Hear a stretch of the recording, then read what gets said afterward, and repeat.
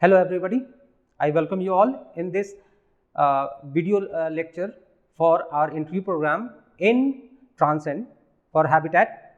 So this particular video is about what mistakes that we commit during our preparation for civil services interview. That's why I have given the name interview preparation mistakes.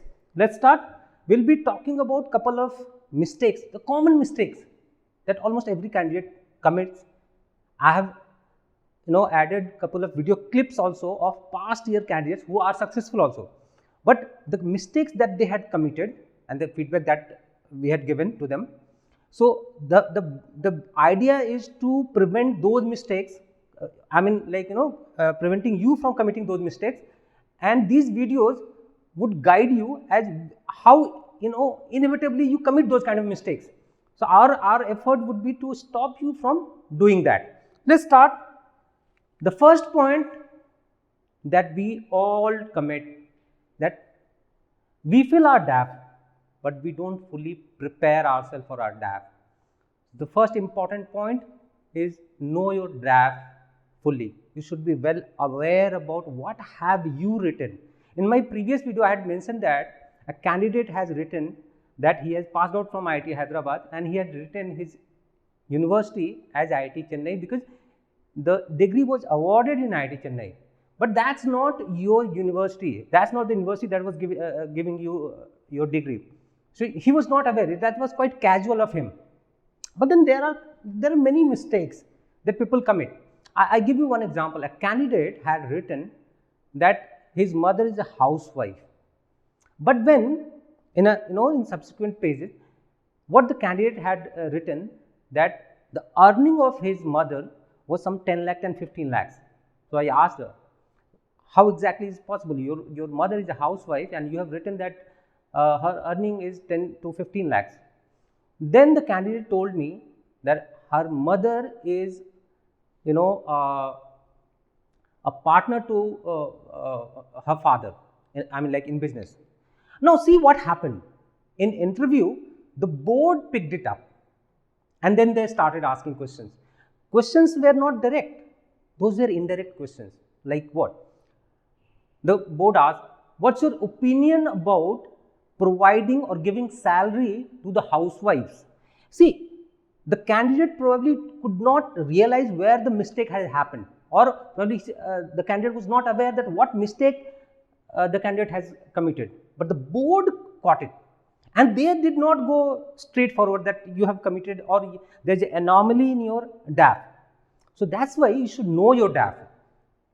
So these are the common mistakes that you keep committing. And see the kind of question they ask. Should housewife be paid salary?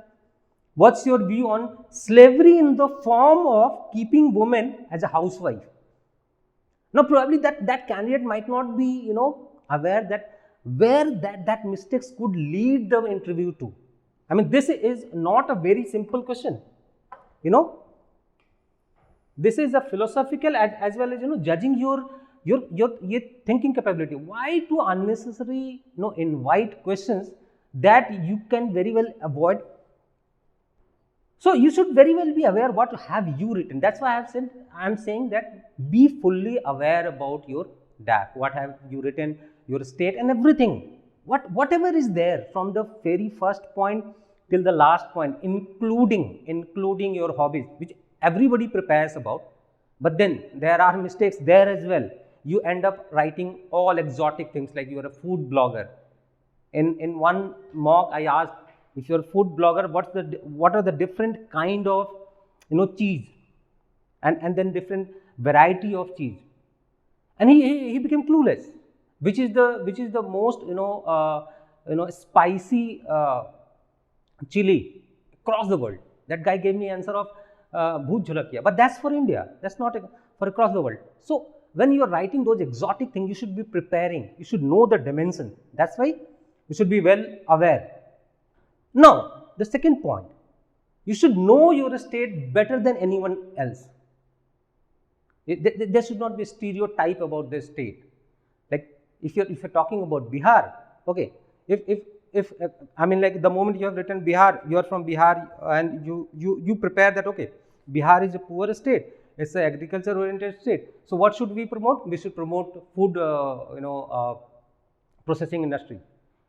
If you're saying, if you're preparing that type of, I mean, if you're carrying those kind of stereotypes, that okay, that's the standard answer for a question. I would like you to, watch this particular clip of Souvik.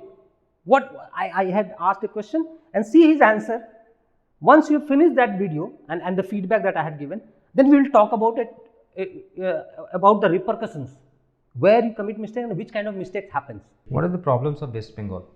Sir, West Bengal does have many problems, apart from some positives also. One problem is that related to the illegal immigrants due to the porous borders and consequent effects. Say, for example, sex trade, arms trade, drug trade, because it is a Three main problem of Bengal which you would like to tackle when you get into services. Sir, one is economic stagnation that West Bengal is facing. That is one. Second is that, sir, the demographic dividend we have, because we have a large number of youth population. I have to focus on that demographic aspect. Third is, sir, infrastructure development of West Bengal. Okay, what was the issue in Singur? Yes, sir. Sir, Singur is an area around 80 kilometers from Kolkata. It's a Purva Medinipur district. The government tried to create an economical SEZ for development of a particular industry like Tata Nano. For that, there is an allegation that government, the then Bamfront government, has actually snatched the land from the farmers without their consent related to it. Then Mamata Banerjee fought for the farmers, and that has actually led to her becoming a CM also. But then Tatas were giving a job, one job per family.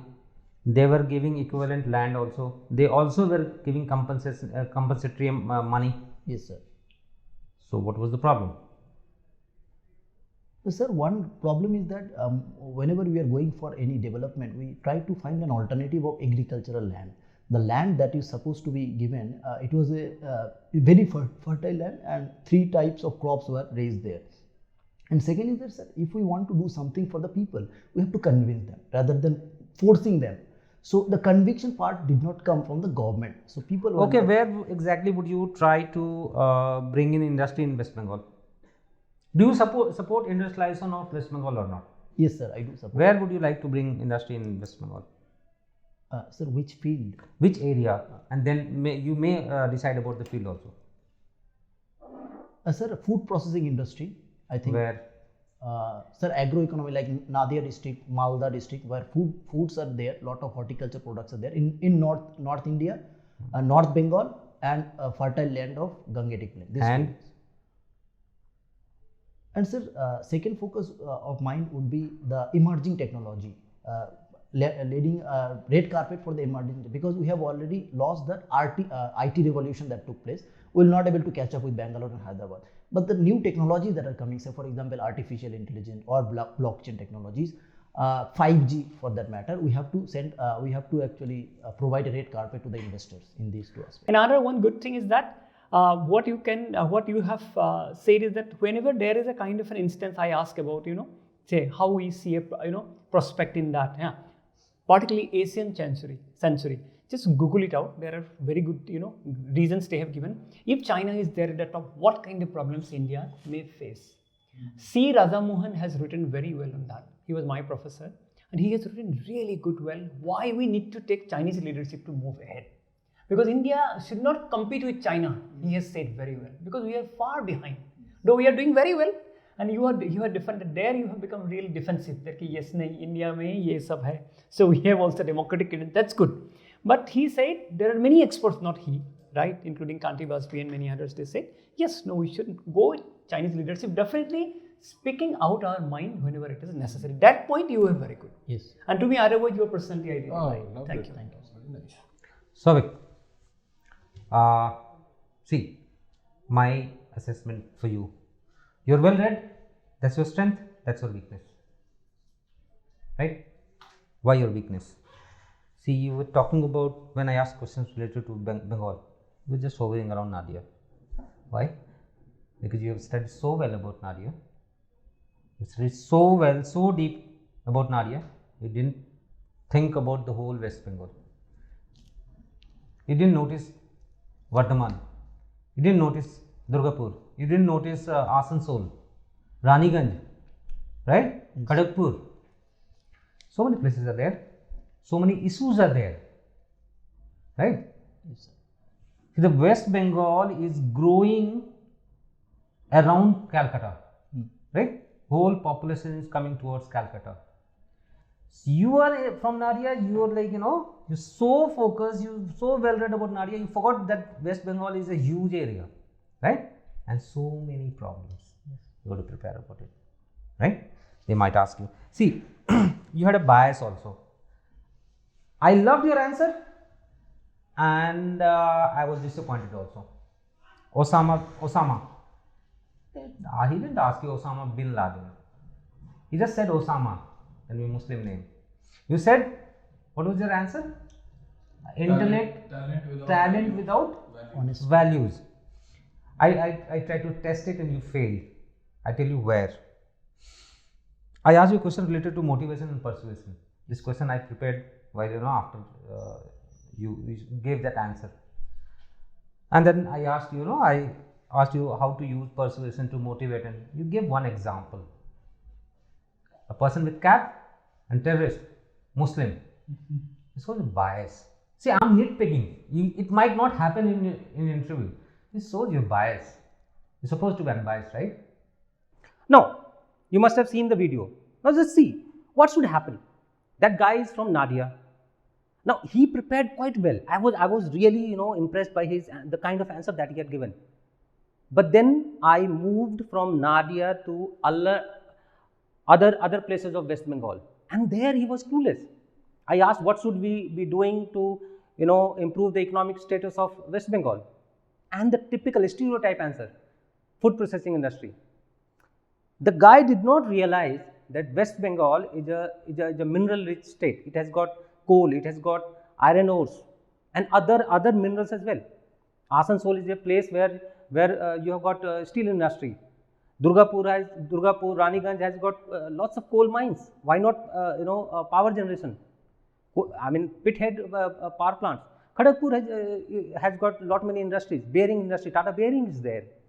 So that till the question was directed towards Nadia, his hometown, he was perfect. Now, the moment you start fumbling, the board would realize that this is a fed answer. Somebody has taught you, somebody has guided you to that particular answer. You have not given a thought to it. You don't know about your state. So you should be the what you call the spokesperson of your state. The similar kind of mistake I have seen students committing about when they are from, especially all those northern India states, especially West Bengal, Bihar, Uttar Pradesh, Rajasthan. In a simple question, I asked one candidate from Ganganagar, how to improve the vegetation in Ganganagar. He was clueless. He didn't think about it because he was told about other things like sati and child marriage and all. So he had prepared only that. I mean, you are running from coaching to coaching and taking questions from them as well as answer. That shows that you have not prepared yourself about your own state. So you should know your state well. Let's move to the next question now. Now, one more thing I would like to say. See, there are a couple of divergent things that you need to think about. So, per se, you are from Haryana. Now, in Haryana, you'll find divergent thing, quite paradox. Like there is a female foeticide and the participation of girls in sports. Why this dichotomy? Why do you think this kind of divergent things? Well, in Bihar there is a dowry, but you will not find female foeticide in Bihar. Why has this been happening? Now, you would be able to get the answer to these two questions only if you have given a thought about your own state. Why these kind of things are happening? Otherwise, when you get these kind of questions in your interview, you get stuck. And then the board gets this feeling that probably the candidate has not prepared well and somebody has fed the candidate. This I wanted to keep it at the first place. don't run from one institute to another. I'm inspired. I'm promoting my institute and my program here, but still I'm saying don't run from one institute to another. I know one candidate, thankfully he got selected in his 6th attempt. He had gone to as many as 8 institutes for mocks. So in the morning he was in one institute, in the afternoon he was in one institute, in the evening another institute. See what happens, you need to understand. You go to one institute, you project your personality, they give you one feedback. I'm not saying that one institute is good, one institute is bad. All I'm saying that you go to one institute, you get a feedback. I mean, not everybody is perfect. In fact, nobody is perfect. So one person might give you one feedback. Now start preparing. You try to see. You have developed your personality in 20, 30 years. So you cannot change your personality. So what can you do? You start masking yourself. That's a bad thing, in fact, because I always say that no personality is a bad personality. But still, you start masking yourself. So what happens? You go to next institute. Now you have masked one particular aspect of your personality. So what happens? That particular, now the second institute gives a feedback about another aspect of your personality, because this one masking, it is hampering the other part of your personality. Now many times what happens, you start getting contradictory feedbacks from institutes, and by the time you are going for the actual test, actual interview, you are confused which particular feedback should be taken. And there in interview you realize that this is altogether a different world. So what should you be doing? Trust your judgment. You got to go to a couple of institutes, but then trust your judgment, choose a mentor. You by this time you must be pretty sure that which particular mentor has to be followed. Stick to the mentor, take the feedback and think about it. Many times what can happen that, so even in my case, if I give a feedback, if you think that no, this particular feedback is not up to the mark, this might be because of some reason, although we try to give you the feedback and why we have arrived to that particular conclusion. But still, if you think that no, this particular thing is not correct, stick to your own judgment. I can assure you for one thing, that UPSC interview and its experience is totally different.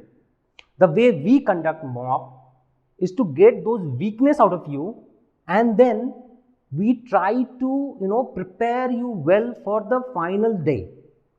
We don't claim, I personally don't claim that my interview methodology or ways are equal or parallel to that of UPSC. No, I don't try. That's not my motive either. I want you to be prepared well. I don't want to give you exact replica of UPSC interview. That's not possible. Those guys have got a different motive. They don't give you feedback. I give feedback. That's my duty, to give you feedback. So my methodology would be of digging to get things out of you. Theirs is not that. They judge, they give you marks, and you come to know about that whether you are in the list or not, and based on your ranks. So trust your judgment. Don't run from one institute to another. Don't do it, please. Remember, your failure would cost you maybe your lifetime effort, or at least a year. So devote more time on introspection. I give a feedback. I've given you feedback. Go back, think about it. The more you think about your DAF, more you introspect, the better it would be. And one more thing, we ask questions many times. If you go to YouTube, you just check many flashy trick questions. You get tempted, you get mesmerized. Don't do that. See, it's your career. Play well. This one is important. I many times have seen that there are interviews and then flashy those dialogues. There's a difference. There's a subtle difference between childlike innocence and immaturity. I would like to, this one is quite interesting. There's this candidate. He got selected. He's IRS now. Raspreet. his was just 21, 21 and a half. He had this childlike innocence. He had this hobby of, he had written in his hobby pursuing American politics. So we really, went hard on him. I just tried to dig hard, because I knew that he had not prepared. I had given him feedback also. After the mock, when we had a discussion, and he was really, shocked that what should he be doing.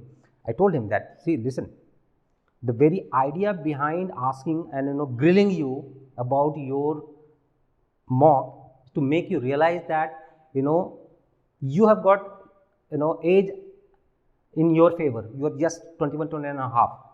So your mistake would come under childlike innocence. Board would judge, because I realized that Raspreet is a sincere guy. He just was not aware. It was his first attempt. He was not aware. He was absolutely not aware what is required, what is not required. One fine day he just came for mock. He had this childlike innocence. But then once you have appeared for multiple times, 4 or 5 times, you can't, because Raspreet, if he had, although he prepared well, once he came for mock with us, we gave feedback that you got to prepare, because now you have written that you follow American politics, read about it. Who are Democrats, who are Republicans, what is the history, what is happening, why it is happening, and so on and so forth. He prepared well. His interview went well. He got good marks also. He got selected also. But if you are appearing for the 5th time, or you are appearing for an interview for 2nd or 3rd time, you can't behave the way Raspreet had behaved in his mock. Although he behaved well in his interview, but then your answer cannot match his. So when you see those videos of mock interviews of young age candidates, or post selection videos, many interviews that they give, youngest IPS, and then he's talking his all the flashy language. Don't fall for that. I have seen, I would not name that guy, youngest IPS, and all those flashy interviews, on those various platforms, promoting one institute another. See, he might have got away with all those mistakes or childish things, because he was youngest, at 21 years of age. But at the age of 30, you probably would not be getting that leverage. So don't pursue that arrogance, or I would not say arrogance, that flamboyance. Flamboyance is the right word. Don't go by that. Be what you are. Now, this is an extension of the previous question. Don't overshoot your age. Now, there are a couple of candidates that I have seen. Their answers were so mature, as if they behaved as if they were of 50 years of age. I give you a very interesting example. I would not name the candidate. My batch, he is IAS officer also. We went to the same board. Mine was first day, first half. I was 3rd. His was 2nd day, again same board. He was 3rd to go for interview. We got the same question, the same sequence, same question, everything same. We both had a similar background. I am from IIT. He was also from IIT. I worked. He also had worked somewhere. Age bracket, everything. Everything was matching. Our profile was matching. Our DAF was kind of matching. But mine was 213. His was 107. What happened? He overshoot his age. While I was talking about doing something on the ground, if I get an opportunity, what he said, he was asked a question which was also asked to me, that if you at the ground level, if you are performing and you don't see things happening, what would you do? I said that I might get frustrated also. I'll first change my course of action. I would try to engage my colleagues and my subordinates, everybody. And the question was asked that what if nothing is moving? I said, probably sir, I will get frustrated. I know at once the first thing would be that I would get frustrated, but then I will realize that end of the day this is my duty and job has to be done. I'll try hard. At times I might get angry also.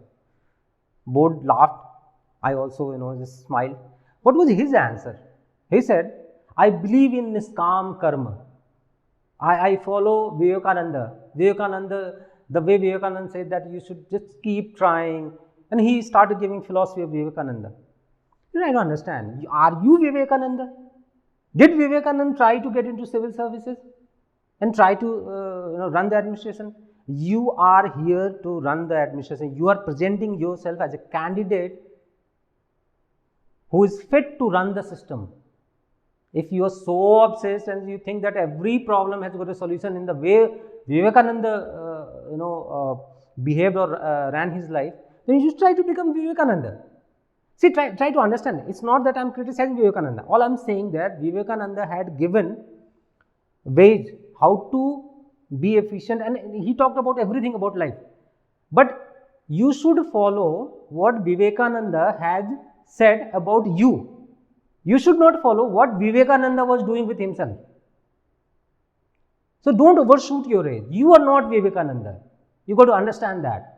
The moment you start behaving like monk, you have become a monk, then you know the result.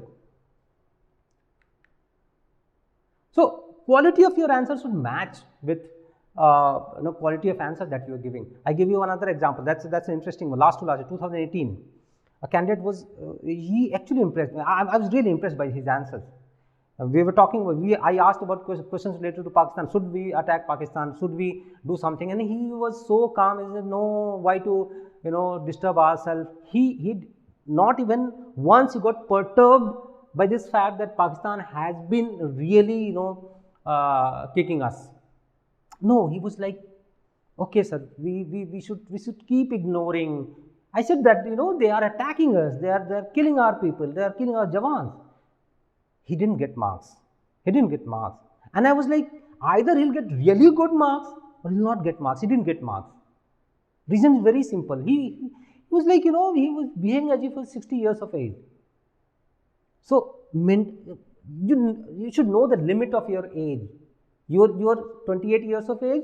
You should your answer, your body language should exhibit energy. There should be some exuberance. There should be some sparkling in your eyes. You should be like they should be able to see that this guy is really go-getter. He has got energy in him. That should reflect that. Don't overshoot your age. This one is interesting. When I'll talk about this particular candidate, I must say that she was near perfect. But then, you tend to get carried away and commit mistake. This is about empathy, having empathy and getting emotionally carried away. I'm talking about Chandrima Atri. See, I must say, she performed really well. She got good marks also. But one particular incident, she got carried away. She had emotional empathy. Just look at the video and my feedback. You'll realize, how important it is to, control your emotions. Just watch the video. You are a lawyer. Yes, sir. I would like you to know your view on this Nirbhaya case. The hanging of these culprits are getting delayed because of technicalities. I'm unable to understand that. So first, briefly tell me what exactly is the technicality which is prohibiting their hanging, and what is your view on capital punishment to the rape culprits? So first of all, the technicalities are that any convict who is under the death row, he or she has the right to exhaust all the legal remedies available as per the rights of the convicts. Right. And in our jurisprudence, the Supreme Court has devised a tool called curative petition, which is after the review petition is rejected by the court of the convict. So the curative petition is the last option to a convict to remedy in any error in law if it has been done by the Supreme Court. And after curative petition, there is mercy petition by the President, which is addressed to the President of India for the last pardon. So the convicts are using these petitions to, some are alleging it, sir, it is not concluded that it's a fact, but some are alleging that they are using it as a dilatory tactic to delay their execution of the death penalty, these petitions. And there is a rule in the prison rules that if 4 people are on the death row for a single crime, then the 4 people will exhaust their legal remedies, then they will be executed. So a single person cannot be executed while the other 3 are still giving their petitions in the court. So because of that, the entire execution is pending, because some of the other, they are one by one, they are going to the court for the petition and for having their remedies and for having their execution delayed. So sir, that is a technicality that is delaying the whole situation. But that is something which we cannot deny to the convicts, because it is their right to exhaust all the legal remedies, and then because death penalty is an irreversible act, so we cannot undo it once it is done. So we have to let them exhaust their legal remedies. And on death penalty, sir, in human rights jurisprudence, death penalty is something that the states are trying to do away with it gradually, and some countries have actually done away with capital punishment. And there is also evidence that capital punishment does not deter rape crimes. Moreover, capital punishment has led to the offenders actually killing their victims, like burning them, for instance. So capital punishment has instilled more violence in the society, in the way now offenders also end up killing the victims, and the facts suggest that it has not led to deterrence of the crime. So gradually we can move to a society where death penalty can be done away with, but as of now I think our country has not evolved to that level where it can be done away with in a you can say, so in a very fast manner. Right now, I think it will take time for that situation. Now, I would like to use this platform and you as my spokesperson to explain this thing to the mother of Nirbhaya victim. What exactly will you tell her? Because she is saying that justice is getting denied. It's a joke of judicial system. So use this platform, use this recording to explain her. What would you tell her now? So I would like to tell the mother of the victim that this crime is a horrendous crime, and we all sympathize with the victim and we understand, because I, being a female myself, I cannot imagine such a crime happening to any girl in the country. But as far as the crime goes and the state's responsibility to better the society, then I think we have to see the crime in a cumulative manner where the rights of everyone is considered. Because if state itself becomes revengeful, or it tries to take vengeance, then the entire concept of the justice system will fail, because justice is not vengeance. So while the crime is horrendous, but I still think that we should see it in a better light as compared to what it seems right to the society and the sentiments of the society. So that will be the way forward. So okay, now I've got another problem related to this. There's a rape in the capital, equally horrendous. You are chosen as a public prosecutor and you are asked to represent those culprits. What would you do? I'm asked to represent the culprits, sir. Yeah. Sir, me being the public prosecutor, I have the right to recluse myself from the case if I believe that the case that I'm representing is not right or does not deserve defense. So I will recluse myself as being representative of the case. Okay. Let's...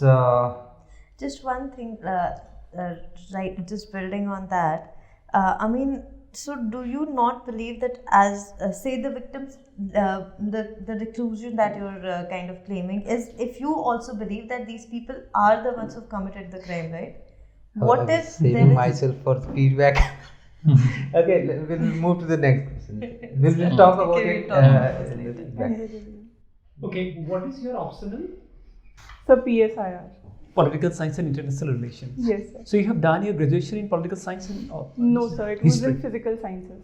Which subject? So physical science is an interdisciplinary field. Okay. In that we study various subjects like physics, chemistry, and biology, and also computer science. Reason was we just wanted to understand your personality, and by far that's my feedback. By far, you're the best candidate that I have seen this year. Your body language is perfect. Okay, sir. A couple of questions I just loved it. So that is quite fine. Don't restrict yourself. Okay, You know, there's nothing. I mean, a confident candidate is a pleasure to have. Okay, sir. So don't restrict yourself. Just be comfortable. Your answers were good. So and one that we actually we tried to catch you on that lawyer wala thing. Yes, sir. And that was my deliberate attempt. You see what happens? Your strength becomes your weakness. That's a taken thing. So I knew that you'll fall into that trap. But then this is mock. So the moment you'll get inside the board, and we'll see that they'll have some opinion about you. That's for sure. That's taken. Okay. They'll have some opinion about you. You might get a stress interview also. Reason being, the moment you came inside, you look quite confident, good. The kind of answers that you were giving was very precise. You tried to define boundaries also. This is quite a good thing. So that way you were good. Now I would like to test you on your emotional stability. So there are multiple ways. Yes, sir. The one way was I created a story, and then slowly you fell in that trap. Yes. There's nothing new. I've been doing this, and this happens. But the thing is that that's what I wanted to see whether you fall in that trap or not. You fail. So this is one way that I create a story and make you fall in that trap. Yes, sir. It's a long process. There's a shorter process also, and that is stress interview. I start going harsh on you, very rapid fire questions, maybe very harsh words, why here, why not there, yeah, something like that. That also can happen, just to shake you. You need to keep calm. Yes, sir. Right? So because in that question, I could have said that I will defend that person as a lawyer, because that's the duty. You are chosen. You are a public prosecutor. Yes, sir. So until proven guilty, Yes, sir. it's not about the answer. See, every So because before that, in the Nirbhaya mothers, what would you say to her? So that got me into that. So the next question was. See, other day, I mean, videos are not out. Other day, I know somehow got into trap, got another girl into trap on some other question. So that's our duty. That's what we do. I mean, that's what we are here. Yes, sir. To We get you to make mistakes here so that you don't make those mistakes there. There are a couple of important parameters which will be tested. That is integrity, leadership, full point.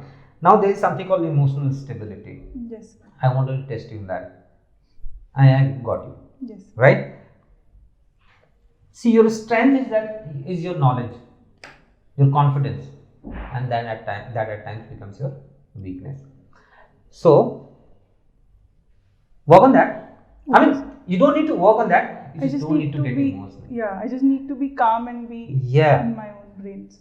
See, being emotional is very good, and then get carried away is a bad thing, and comes as a package. I got a little emotional in that question actually. I knew it. So what I'm saying that you should be empathetic about the right cause. But when you are getting, you should not, I mean, like, see, having emotional and getting, emotional are two different things. You should have emotions. You should have empathy. But don't be in emotion. She got carried away. That was the only mistake that she committed in her mock. But then these are to be avoided. These are to be avoided. Many times some questions might be asked. Many, especially to candidates who exhibit those kind of traits. So either you don't get into those kind of situations, or you should be self-aware You should also aware about the environment, what is happening around. Nirbhaya case was happening at that time, so I had asked that question. This year also a similar heinous crime is committed in UP, and the way administration messed up things, police and everything. So be prepared. Many things are happening. You should be aware. The moment those kind of questions come, your bell should ring in your ears that you should be cautious. Don't be emotionally neutral. Don't be emotionally unfazed. Be in emotion. Don't get carried away. That is the very purpose behind putting the video of Chandrima is to make you realize that how slowly you can get into the trap. Don't just try to avoid that. Lack of confidence. See, I personally believe that it cannot happen that everybody, there could be a person who lacks confidence. You lack confidence when you start comparing yourself with others. Don't do that. No two person are same. Had two person been same, they would have had similar characteristic given by God. I look different from you because I am a different person. My characteristics are different. But the moment you start comparing with me and you start emulating me, or if you start trying to copy my traits, my style, or vice versa, then either you first thing first, either it's not about you first thing first, you lose your originality. And when you are unable to copy, what happens? Two things. Either you start lacking, you lose your confidence.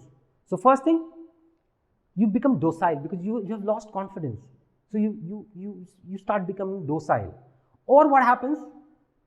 You start answering with arrogance. The anger things start coming into picture because the board is very intelligent. Those guys are really, really intelligent. I would like you to first see the video of K. Pratima. She got really good marks, by the way. She worked on her personality after our feedback. She went back. She worked really well. She got 184, 185, something like that. Really good marks. But when she had come, she was really lacking confidence, and because of what? She had this feeling that she doesn't have sufficient command over the language, that is English. Watch her part of the mock interview, and then I'll talk about it. Achha, just answer this. Should we have one of India's languages as the lingua franca? Should we, or English is fine? Any language people are comfortable, that should work, sir, in my opinion. Okay, I'm taking that forward, Pratima. Should English be our national language? I feel that it's no wrong in having an English as a national language, official language, sir, not national language, official language. Okay, top 3 national language. I mean, there are 3, na? Hindi, English, and Urdu. Make English a national language. What's your objection? It should be acceptable for everyone, sir. That is anyway, the only we thing. anyway speak English. Yes, sir. So what's wrong in having English as national language? We can have it, sir. Okay. प्रतिमा उतना stake पे नहीं है ना जितना आपने अपने sir पे जो लोड ले रखा है ना, अपने भार जो सर पे उठाया हुआ ना, that pressure that you're carrying on your shoulders ना, not so much is on the stake. Take it easy. See, you got knowledge, you got information, I know that, but the only thing that you are so conscious about presenting yourself, you want everybody to be very happy with your answer. See, you are supposed to express your opinion. That's it. Rightness or wrongness is what you already have, prepared. You don't need you can't satisfy everybody or justify. Let them decide. That's not your job, right? You can't do interviewer's job. That's their job. They are doing it. You are like, is he happy? Is he satisfied? I should be satisfying everybody. And the core, I mean, the thought behind that kind of thinking is that, so much is on stake. I've reached to the interview level, I have to crack it. Don't take that pressure. Okay? Sure, sir. Don't take that pressure.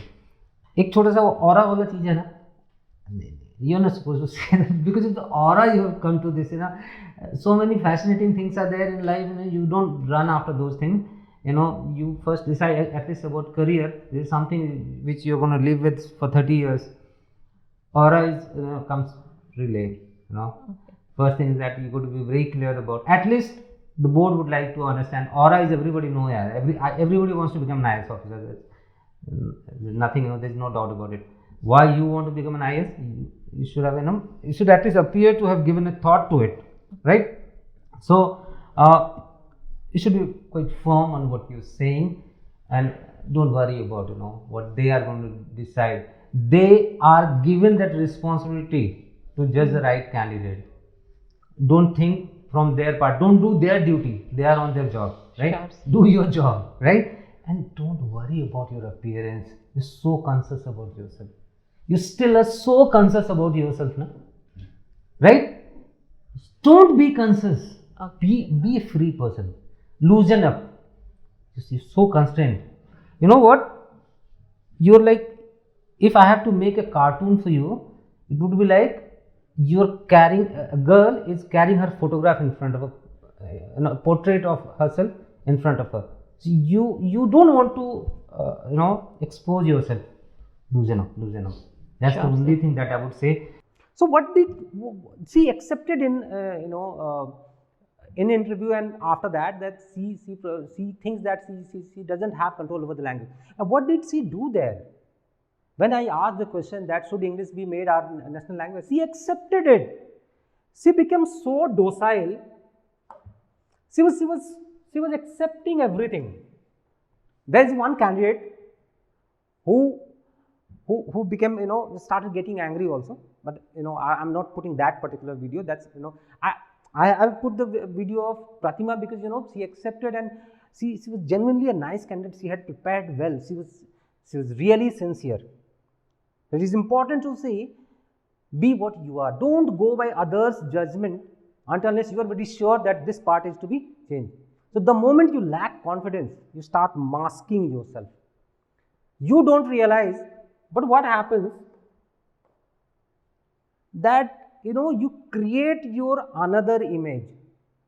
You create another personality of yours, and that mask you carry everywhere. You are not what actually you are. So what happens? Your answer starts getting into conflict with your original personality, and there you start mismatching, and the whole time you are just trying to catch up. Don't ever do that. So that's why I'm always say, be what you are. Don't try to be someone. No. Should there be a standard answer to every question? I mean, like, a question that is asked to me, a question that is asked to somebody else. Should the answer be same? No. Answer to the same question asked to different people should not be and cannot be the same.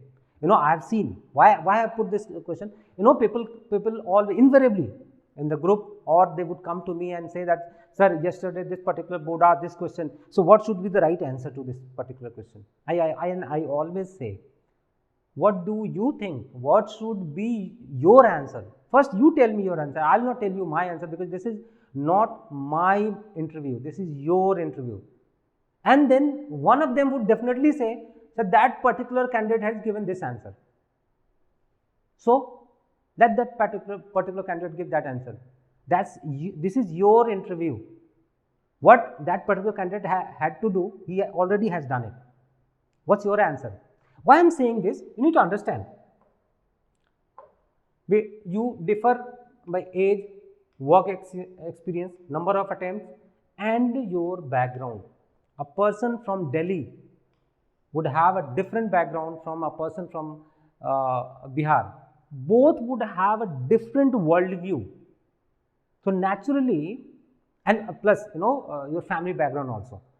So naturally, your worldview, my worldview has to be different from yours. So answer has to be different. You must understand, this is very important. Follow the question, not the answer. Don't ever when you come across a question, think about the question and think your own answer. So that's why same question that we ask in the mock also, or even in UPSC when they ask a question, think about your own answer, because everything changes. First attempter, young age, a guy of age 21, 22, a question is asked to that particular candidate. His answer would be different from a person who is attempting 5th time and at the age of 30 would be totally different. Now, before going to this, I would like to, before getting to this particular topic, I would like to answer to this particular part. Be what you are. Why I am saying this? One more thing. I am giving you this lecture, and it might happen that some of you might get impressed by the way I am answering, the way I've handled, and by watching my videos, or if not me, you see those interviews of toppers, you get tempted. You start trying to emulating them. What happens? See, the moment you start following somebody, you try to behave the way that particular person behaves, or assumes that the person would behave in a particular situation or on a particular question. So what would happen in interview? The moment question is thrown at you, you start thinking, and then you would try to replicate your answer, or manipulate your answer with the answer of that particular person by thinking the way that person would think. That would create a phase lag, and that phase lag would come on your face in terms of frustration, anxiety, and that would getting reflected, because you would not get that much of time. Must remember that interview would last from 20 to 35 minutes, and lot many questions are asked. The moment you start lagging, they would shift to another question. Then you start getting frustrated. You would start fumbling. Then the next question, and then you start losing hope, and then you give up in the interview itself. So you create problem for yourself. Don't do that. Now, this particular question. Now, we even here in UPSC interview also, board at times start criticizing you or your state or your background by asking those kind of questions where you feel that you're being targeted. Don't even lose hope. Always keep calm. Those questions are to instigate you. I've given this. I'm just going to give you a video clip of Ronak Agrawal. I had asked this question. I talked about West Bengal. I tried to just pin him by talking nasty thing about West Bengal. I said that Calcutta is totally gone. West Bengal is a backward looking state. They don't try to improve themselves. That was to test his patience. See what happens. The moment board member gets the DAP, what they do, they create a picture of you.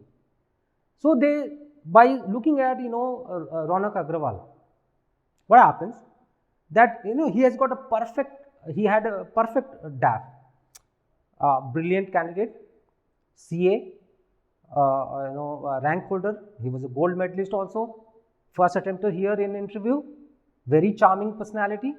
The board would try to see whether it's a mask, face masking, or that's the real personality. Whether the charming personality that the candidate is showcasing is a reality or is a masked one. Just see the video, then we will talk about it. So you are from Calcutta, right? Yes, sir. You're born and brought up in Calcutta. Yes, sir. Tell me something. Calcutta is supposed to be a metropolitan city. Why? But still, it's not yet developed. Why Calcutta is so regressive? Sir, there was even a saying wherein Mr. Rajiv Gandhi had said that Calcutta is a dying city. So the thing is that it was not such before. In the colonial era, Calcutta was the hub of economic activities. Yeah. But right after the partition of Bengal in 1905, and then after shifting of the capital in 1911, moreover, after the final partition of India in 1947, the entire situation changed because jute, which was the prime source of economy, the jute producing areas went to Bangladesh, East Pakistan, and jute mills remained in Bengal. So we couldn't do anything with that. Moreover, after that, around 34 years we were in the left rule. There were some great land reforms, but because of that, there was a trust deficit with the private sector. So the capital investment couldn't actually become reality. Then Tatas came in, and again there was some tussle with them. So this entire trust deficit is something which is pulling back the economic development of Calcutta and Bengal as a whole. But then people say that the very mentality of West Bengal people are regressive. They don't want to work. They are always like the one hand Cholvena and second hand is red flag. Why is that so? Sir, it's being about a prisoner of the past, because we know still today Calcutta and Bengal per se is only city which has 6 Nobel laureates. So it's not that it is regressive per se, but the mindset has different views. Economic development is not there, but still Kolkata is the cultural capital of India. Like, just an example, a friend of mine from Bhopal, if I just met him for the first time, he said that I only picturized a person from Bengal to be an intellectual reading newspaper. So the people from Bengal are still counted as intellectuals, but then there are some evils and the ills as well. Should tram be closed? What's that? Tram services in Calcutta be closed? Trams, okay. So it's Calcutta, trams is something which is unique to Calcutta. It is colonial legacy and also a tourism spot. Many people actually come to Calcutta. When they come to Calcutta, they want to sit in the travel to trams. We have actually shifted to electronic trams, and the long trams have actually been air conditioned and become more mobile. It should not be closed. Definitely, it is not as efficient as the other modes of transport, but it's a tourism spot, and I don't think it should be totally done away with. But I've been to Calcutta a couple of times, and what I have seen that because of this tram, there is long traffic jam. Roads are still quite old, and they are not as smooth as they are supposed to be in 21st century, and that's just because of the rail track of tram. What would you like to do with the tram? It is not only because of trams. The traffic in Calcutta has always been like that. Even today, because of the unplanned urbanization is the main reason, because the British, they planned it for their own good. It was good for the city per se, but we haven't revised that according to the terms and of the requirements of 21st century.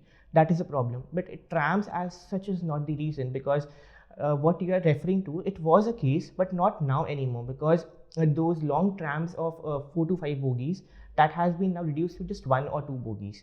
So that is not the case anymore, and I think trams, whatever could have been done with the trams, it could be digitized, it could be made more efficient, but I do not prefer, according to me, to totally do away with the trams. So what did he do? When I asked about West Bengal, he calmly said that, yeah, this is the criticism, but we also must remember, and I would like to highlight that West Bengal has got the maximum number of Nobel laureates. It's not that they are backward looking. Had they been backward looking, they would not have had so many of Nobel laureates. That's a really nice way of putting things forward and maintaining positive outlook. He accepted couple of things, why that has happened, and then still he showed a positive, vibrant outlook. That is very important. You should, they would like to see your outlook. How positive are you about the country, about your environment? Negativity does not solve any problem. You need to be hopeful, positive in the grimmest of the situation, because those kind of situations you might face. A negative, hopeless person cannot solve a problem. So that's why I had put that answer and the video clip of Ronak. Do follow that, and then don't accept whatever board says. It might happen that board would start giving all the wrong feedback about you. No, your complete wastage here, or this particular answer is wrong. It should not happen this way. If you are firm about what you are saying, you're sure about that, learn to politely say no. I would like to highlight again, about Pratima's mock interview. when I said that why shouldn't English be made our national language, she accepted. She was, she wanted to please everybody. Don't do that. You are not there to please the board. You are there to showcase yourself. Don't get bogged down. Now, people from Bihar or Haryana, like, they might say that Biharis are mostly illiterate, Biharis are mostly, rude. Don't accept that. Say that you are also one of them. Haryanvis kill their girl child. You say that, no, that's, I mean, Haryana is having this bad name because of this, but then people are changing. I have changed. My family has changed. We are changing, and we would change. Things are changing. It's a past notion. Now we are moving forward in 21st century. I mean, in case you have got those really wrong experience, bad experience, then it's a different thing. Otherwise, I doubt that most of you would have wrong experiences or bad experiences. But this is one of those examples. I'm not saying these are the only examples. But then, if you are convinced about a particular answer, learn to say no politely. This is important. This point came in my mind today itself. Many, and it has happened, every year it happens. Every year I tell candidates that you got to be politically neutral. One candidate came to me and he said that one particular institute said that if in case political question is asked, like your name is Kamal, your name is associated with one political party, what would you say? And then what's your political inclination? And then the answer that was given is like, I like something about one particular party, something good about another particular political party, so I'm not very sure about which is good or which is bad. See, try to understand one thing. You are here for a post that demands political neutrality. You should be politically neutral. But that does not mean that you would not have your own political choices. Why? Because you would be voting. By this age, you are entitled to vote.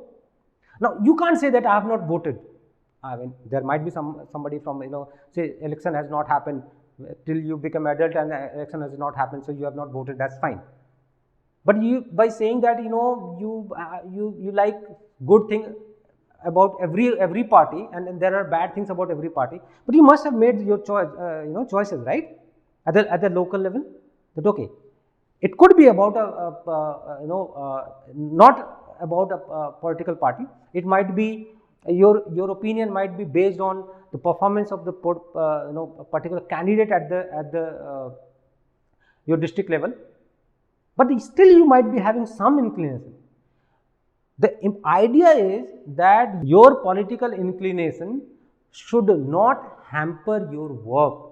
You should be politically neutral does not mean that you would not have your political thoughts, your political ideology. We all have political ideology, but a good administrator would be politically neutral. So saying that I like something good in that party, something good in that particular party, but I have not made up my mind about which is the good part, which is good, and which one I like, which one I don't like. That really throws bad light. Then supplementary questions would start coming in. So simply say sir, yeah, my name is Kamal and it is associated with one particular party because of the symbol. But now that you have brought this point in front of me, otherwise I had not given a thought about it. As far as my political inclination is concerned, I give my I do vote. I vote in case you have voted. I vote based on local agenda at the local level, and my opinion is issue based. I think about issues, I think about development. When I vote, I think about development only. That's development is my agenda, and whosoever satisfies that, I go by that. Because at the end of the day, my motive is to think about the country, and I contribute to the development of the nation by voting, because we have this is the democratic system we have adopted. You cannot say that I don't know, I mean, like, I have not yet made up my mind. So how did you vote? That becomes, a little stupid. So that's my last point, the most important one. You are the master of your destiny. Trust your judgment. I, as a mentor, can only help you till you start helping yourself. So help yourself by doing the right thing. Best of luck. Subscribe to our YouTube channel and press the bell icon on the YouTube app and never miss another update from Civil's Daily.